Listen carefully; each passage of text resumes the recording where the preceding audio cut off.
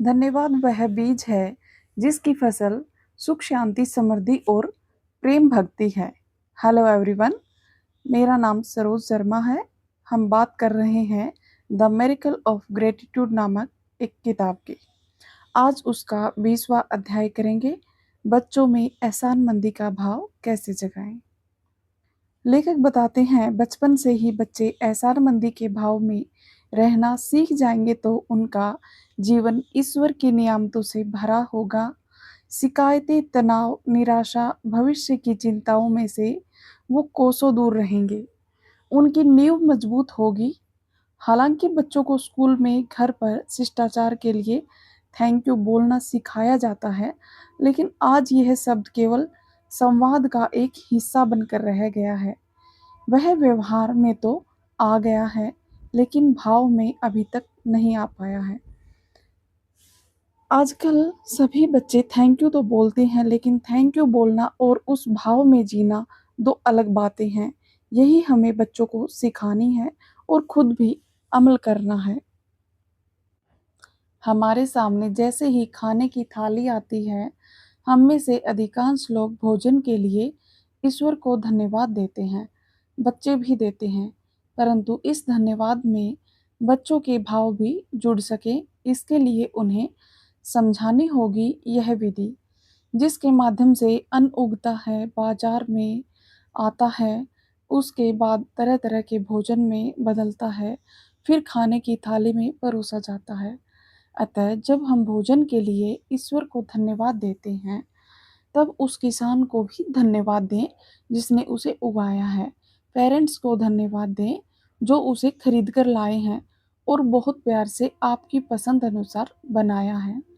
इस तरह धन्यवाद का महत्व जब हम बच्चे को सिखाएंगे, तो ऐसा नहीं है कि वह हर समय शब्दों में धन्यवाद देगा, बल्कि जब वह भोजन की थाली के लिए ईश्वर को धन्यवाद देगा, तब वे सभी लोग खुद ब खुद उसके ध्यान क्षेत्र में आएंगे, जिनके माध्यम से भोजन उनकी थाली तक पहुंचा है।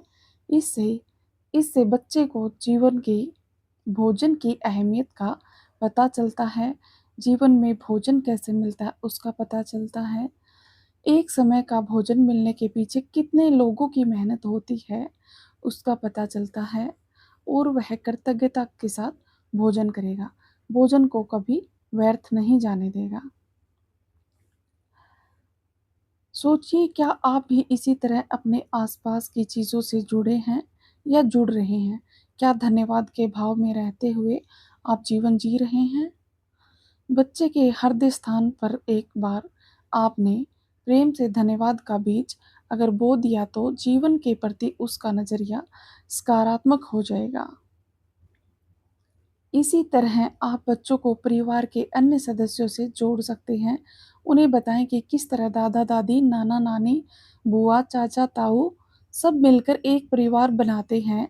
एक दूसरे के सहयोग से किस तरह प्रेम बांटते हैं, आपस में इकट्ठे होकर भजन और भोजन करते हैं, तो कितना आनंद आता है। इस एहसास में बच्चे जिएंगे तो परिवार के प्रति कृतज्ञता से भर जाएंगे। धन्यवाद के साथ एक प्रार्थना को जोड़ सकते हैं।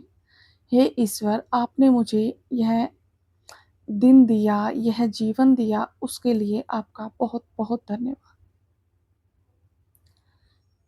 बच्चों को कृतज्ञता का पाठ पढ़ाने का बेहद सुंदर माध्यम है कहानी। पहले घरों में दादा दादी, नाना नानी कहानियां सुनाया करते थे बच्चों को। अब ज़्यादातर परिवार एकल परिवार होते जा रहे हैं और यह प्रथा खत्म ही हो गई है। परंतु आप अपने बच्चों में सद्गुणों के बीज बोने के लिए ऐसी कहानियाँ किताबों तथा यूट्यूब के माध्यम से सुनाएं, जिनसे उन्हें कृतज्ञता का महत्व पता चले। एक सुबह एक नेत्रहीन लड़का सड़क किनारे बैठा था। उसके हाथ में एक साइन बोर्ड था जिस पर लिखा था, मैं अंधा हूँ, कृपया मेरी मदद करें। उसके पास कुछ सिक्के जमा हुए थे जो वहां से गुजरते हुए लोगों ने डाले थे।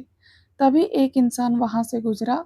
उसने अपनी जेब से कुछ सिक्के निकालकर उसकी गोदी में डाले, फिर लड़के का साइन बोर्ड उठाकर उसके दूसरी तरफ कुछ शब्द लिखकर साइन बोर्ड लड़के के हाथ में थमाकर चला गया। जिस इंसान ने साइन बोर्ड पर कुछ शब्द लिखे थे, वह शाम को उसी रास्ते से गुजर रहा था। उसने देखा कि लड़के के पास काफ़ी पैसे जमा हो चुके थे। लड़के ने उस इंसान के कदमों की आहट से उसे पहचान लिया और पूछा, क्या आपने ही आज सुबह मेरे साइन बोर्ड पर कुछ लिखा था? आपने उस पर क्या लिखा था? उस इंसान ने कहा, मैंने वही लिखा जो पहले से ही तुम्हारे बोर्ड पर लिखा हुआ था, मगर दूसरे तरीके से। मैंने लिखा, आज का दिन बहुत सुंदर है, लेकिन मैं इसे देख नहीं सकता। मदद के लिए आपका बहुत बहुत धन्यवाद। यहाँ दोनों संकेत सच बयां कर रहे हैं, लेकिन पहले संकेत का अर्थ बनता है लड़का अंधा है, बेचारा है, जबकि दूसरा संकेत हर किसी को यह बता रहा है कि उन्हें जो आंखें ईश्वर ने दी हैं, उसके लिए सदैव आभारी होना चाहिए। बच्चों में लिखने की आदत डालें, उन्हें इस बात के लिए प्रेरित करें कि वे रोज सोने से पहले दिन भर में उन पर हुई 5 कृपाओं या दिन भर में जो सीखा उसके लिए धन्यवाद नोट लिखकर ही सोएं। यहाँ पे हमारा ये अध्याय खत्म होता है और अपने बच्चों को अच्छे से ग्रेटिट्यूड प्रैक्टिस करवाएं और खुद भी करें। और हमारी वीडियो में अंत तक बने रहने के लिए आपका बहुत बहुत धन्यवाद। Thank you so much.